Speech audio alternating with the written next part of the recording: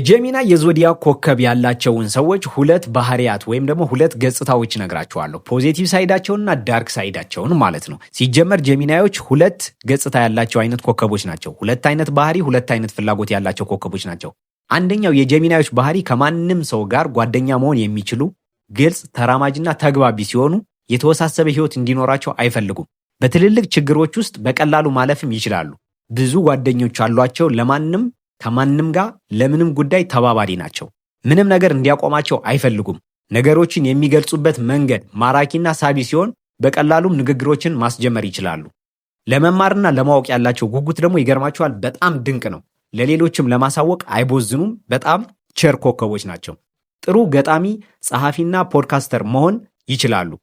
ሌሎች የጄሚናዮች ዳርክ ሳይድ ወይ ደግሞ ኔጌቲቭ ብለን የምንጠራው ባህሪያቸው ደግሞ እረፍት አልባ ናቸው።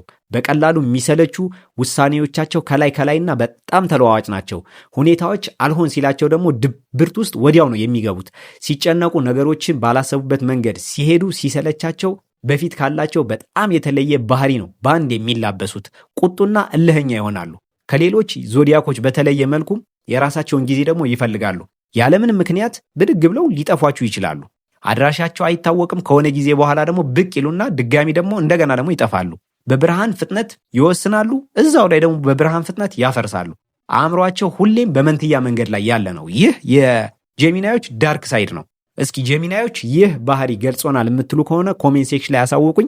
ቀጣይ እንድሰራላችሁ የምትፈልጉትን ኮከብ እንደተለመደው ኮሜንት ሴክሽን ላይ ያስቀምጡልኝ። ይመቻችሁ። ፒስ አውት።